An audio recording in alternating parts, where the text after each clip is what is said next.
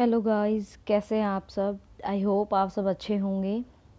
तो आज की इस वीडियो में हम क्लॉथ एंड टेक्सटाइल का पार्ट फाइबर्स जो टॉपिक है उसको कवर करेंगे। आज की इस वीडियो में हम क्लासिफिकेशंस ऑफ फाइबर को पढ़ेंगे। तो चलिए वीडियो को स्टार्ट करते हैं। सबसे पहले है definition of fibres. The smallest unit of cloth construction is called fibre. yarn is made from fiber and cloth is made from this yarn. Textile is prepared from this cloth. जो हमारे fibres होते हैं वो cloth construction की सबसे smallest unit माना जाता है। फाइबर्स को हम हिंदी में रेशे भी कहते हैं और इन्हीं फाइबर से हम यान बनाते हैं और यान से हम कपड़ा तैयार करते हैं और कपड़े से ही हमारी टेक्सटाइल तैयार होता है। मतलब सबसे पहले जो यूनिट होती है वो फाइबर होती है, उसके बाद यार्न, उसके बाद क्लॉथ या फिर हम इसको फैब्रिक भी कह सकते हैं, इसके बाद टेक्सटाइल।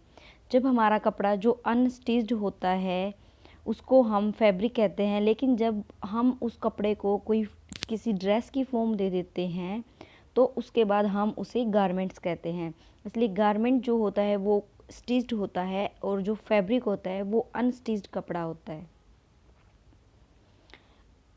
कई बार नेट एग्ज़ाम में और टीजीटी पीजीटी में इसकी सीक्वेंस पूछी जाती है, तो आपको ये सीक्वेंस ध्यान में रखनी है। सबसे पहले फाइबर, उसके बाद यार्न, उसके बाद फैब्रिक या क्लॉथ, देन टेक्सटाइल। अब नेक्स्ट है classifications of fibre on the basis of length. हमने फाइबर्स को क्लासिफाइड किया है उनकी लेंथ के बेस पे। सबसे पहले है staple fibre. These fibers are measured in inches. Their length varies from half inch to 5 inches. जो हमारे स्टेपल्स फाइबर होते हैं उनको हम इंचज़ में मेज़र करते हैं, क्योंकि इनका जो साइज होता है वो बहुत छोटा होता है और हाफ इंच से लेके ये 5 इंचज़ तक ही होते हैं। All natural fibres except silk are staple fibre. हमारे जितने भी नेचुरल फाइबर्स हैं वो सभी स्टेपल फाइबर्स की कैटेगरी में आते हैं, accept silk.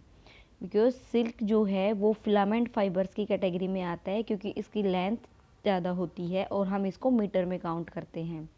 Artificial fibres can be cut according to the requirement. जो हमारे आर्टिफिशियल फाइबर्स होते हैं, मीन्स जो नेचुरल फाइबर ना हो के जो आर्टिफिशियल फाइबर्स हैं उनको हम अपनी रिक्वायरमेंट के हिसाब से हम कट कर सकते हैं उनकी लेंथ को। अब नेक्स्ट है फिलामेंट फाइबर। फिलामेंट फाइबर क्या होते हैं? ये फिलामेंट फाइबर स्टेपल फाइबर से लेंथ में बहुत ज़्यादा बड़े होते हैं और इसलिए हम इनको मीटर्स में मेजर करते हैं। Silk is only natural fibre which is a filament fibre.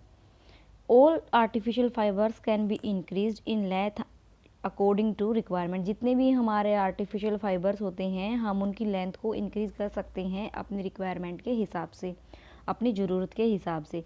इसलिए यहाँ से एक क्वेश्चन भी प्रिपेयर होता है कि कौन सा ऐसा नेचुरल फाइबर है जो फिलामेंट फाइबर्स की कैटेगरी में आता है। इसलिए सभी नेचुरल फाइबर्स के, इसलिए सिल्क जो है वो फिलामेंट फाइबर की कैटेगरी में आता है, वैसे सिल्क जो है नेचुरल फाइबर की कैटेगरी में आता है।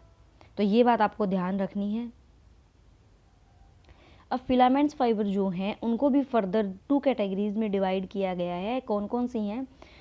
सबसे पहले है मोनोफिलामेंट फाइबर और सेकंड है मल्टी फिलामेंट फाइबर। मोनो का मतलब होता है कोई भी सिंगल यूनिट, तो मोनोफिलामेंट फाइबर वो होते हैं जो किसी भी सिंगल सॉफ्ट और स्ट्रॉन्ग फाइबर से बने होते हैं। अगर हम मल्टी फिलामेंट फाइबर्स की बात करें तो ये this is made by twisting many long fibres. ये बहुत लंबे लंबे जो फाइबर्स होते हैं उनको ट्विस्ट करने पे बनाए जाते हैं। These fibres are bright, soft and attractive. ये जो फाइबर्स बनते हैं, मल्टी फिलामेंट जो फाइबर होते हैं, ये ब्राइट होते हैं, सॉफ्ट होते हैं और लुक वाइज अट्रैक्टिव रहते हैं। The clothes made from these fibres are durable and sturdy. Multi filament fibre से जो कपड़ा तैयार होता है वो ड्यूरेबल रहता है, काफ़ी लॉन्ग लास्टिंग रहता है और स्टर्डी मतलब मजबूत रहता है as compare to monofilament fibres. इसलिए आपको ये 2 बातें भी ध्यान में रखनी है। फिलामेंट फाइबर के भी 2 टाइप है, मोनोफिलामेंट फाइबर और मल्टी फिलामेंट फाइबर। अब आगे देखते हैं classification of fibres on the basis of their origin. इससे पहले हमने फाइबर्स की क्लासिफिकेशन क्लासिफिकेशन पढ़ी है उनकी लेंथ के हिसाब से, और अब हम पढ़ेंगे इनके ओरिजिन के हिसाब से, मतलब इनका सोर्स कौन सा है। तो इस बेस पे भी फाइबर्स को 3 कैटेगरीज में डिवाइड किया गया है, natural fibre, man made fibre और ब्लेंडेड फाइबर। नेचुरल फाइबर कौन कौन से होते हैं? नेचुरल फाइबर को भी आगे 3 कैटेगरीज में डिवाइड किया गया है, vegetable fibres, animal fibres, mineral fibres. Vegetable fibres में कॉटन, लिनन, जूट ये सब आ जाते हैं। एनिमल फाइबर जो हमें एनिमल से मिलते हैं, वूल, silk.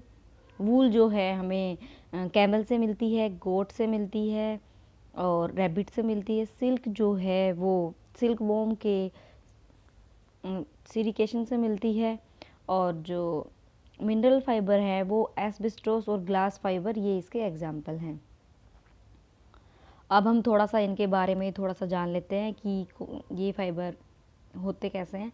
Vegetable fibres, these fibres are derive from plants. जो हमारे वेजिटेबल फाइबर्स हैं वो हमें प्लांट से मिलते हैं। All the plant fibres are made up of cellulose. जितने भी हमारे प्लांट्स फाइबर होते हैं वो सेलुलोज से बने होते हैं। और सेलुलोज जो है वो कार्बन, हाइड्रोजन, ऑक्सीजन, इन तीनों एलिमेंट से मिलके बना होता है। यहाँ से एक क्वेश्चन हमारा निकल के आ रहा है कि सेलुलोज कौन कौन से एलिमेंट से मिलके बना होता है? कार्बन, हाइड्रोजन, ऑक्सीजन, ये आपको ध्यान रखना है। और आगे इनकी क्या कैटेगरी, क्या प्रॉपर्टीज़ हैं? These have certain properties like low resilience, high density and good conductor of heat. जो हमारे ये रेजिलेंसी का मतलब होता है लचीलापन। तो जो वेजिटेबल फाइबर्स होते हैं वो थोड़े कम लचीले होते हैं और इनकी जो डेंसिटी है वो हाई रहती है, मतलब इनकी जो वॉल्यूम है वो ज़्यादा रहती है। और ये गुड कंडक्टर ऑफ हीट माने जाते हैं, जैसे कि कॉटन। अब अगर हम एनिमल फाइबर्स की बात करें तो they are obtain from animals. ये हमें एनिमल से मिलते हैं। एनिमल फाइबर्स जो होते हैं वो प्रोटीन मॉलिक्यूल से बने होते हैं। और द बेसिक एलिमेंट, और इसके जो प्रोटीन मॉलिक्यूल्स के जो बेसिक एलिमेंट हैं वो कौन कौन से हैं? कार्बन, हाइड्रोजन, ऑक्सीजन और नाइट्रोजन। ये बात आपको ध्यान रखनी है इसमें, एग्जाम के पॉइंट ऑफ व्यू से यहाँ से ये क्वेश्चन निकल के आ रहा है। और दे हैव हाई रेजिलेंसी। जो एनिमल फाइबर्स होते हैं उन वो हाई रेजिलेंसी के फाइबर होते हैं, मतलब इनमें लचीलापन ज़्यादा होता है, but weak when wet. But जब ये गीले होते हैं उस टाइम पे ये बहुत ज़्यादा कमज़ोर होते हैं, because they are bad conductor of heat. ये हमारे बैड कंडक्टर ऑफ हीट माने जाते हैं। बैड कंडक्टर ऑफ हीट का मतलब है the fabric that do not allow heat to pass through them. तो इसमें वूल इसका सबसे अच्छा एग्जाम्पल माना जाता है। और मिनरल फाइबर्स की अगर हम बात करें तो मिनरल फाइबर्स जो होते हैं वो इनऑर्गेनिक मटेरियल होते हैं। और जो ऑर्गेनिक मटेरियल होते हैं वो हमें डायरेक्टली और इनडायरेक्टली प्लांट्स और एनिमल्स से प्राप्त होते हैं, और जो इनऑर्गेनिक है वो हमें मिनरल से मिलते हैं। They are mainly used in fire proof fabric. ये जो मिनरल फाइबर्स का जो इस्तेमाल होता है वो फायर प्रूफ फैब्रिक्स में इस्तेमाल होता है। They are also resistant to acids and used for industrial purpose. जहाँ पे हम इंडस्ट्री में कोई वर्क करते हैं या कोई लेबोरेटरी वर्क करते हैं एसिड्स के साथ, जहाँ हमें काम करना पड़ता है, वहाँ पे मिनरल फाइबर से जो कपड़े तैयार होते हैं वहाँ पे ये बहुत हेल्पफुल रहते हैं। ये जो स्लाइड है ये नेट एग्ज़ाम के पॉइंट ऑफ व्यू से बहुत इंपॉर्टेंट स्लाइड है, तो इसको ध्यान से देखेंगे। इसमें वेजिटेबल फाइबर्स को भी फर्दर कैटेगराइज किया गया है। एग्जामिनर यहाँ से क्वेश्चन ज़रूर पूछता है। अगर हम सीड्स की बात करें तो सीड से हमें कौन कौन से फाइबर्स मिलते हैं? तो कॉटन और कपोक। और इनर बार्क की बात करें तो फ्लैक्स, हेम्प, जूट, कनाफ, रेमी। और लीफ की बात करें तो हमें अबाका, सीसल, पाइनएप्पल, बनाना। और फ्रूट से हमें कोयर फाइबर मिलते हैं। ये मोस्ट इम्पोर्टेंट स्लाइड है, इसको आप ध्यान से देखेंगे। अब आगे बात करते हैं मैन मेड फाइबर्स की। मैन मेड फाइबर्स में 3 कैटेगरीज हैं। रीजनरेटेड फाइबर, इसमें रियोन जो है रीजनरेटेड फाइबर है। रीजनरेटेड फाइबर जो होते हैं वो कॉटन लिंटर से, वुड पल्प से और इन सब को मिला के इनको केमिकली ट्रीटेड करके इन फाइबर्स को तैयार किया जाता है। सिंथेटिक फाइबर में कौन कौन से फाइबर्स इंक्लूड हैं? नायलॉन, एक्रेलिक, पॉलिएस्टर, ये सब इसमें आते हैं। सिंथेटिक फाइबर जो होते हैं इनकी जो मैन्युफैक्चरिंग होती है वो टोटली केमिकल प्रोसेस से ही होती है। फिर आगे हम बात करें मेटल फाइबर की, तो इसमें wire of gold, silver, aluminium, stainless steel etcetera ये आते हैं।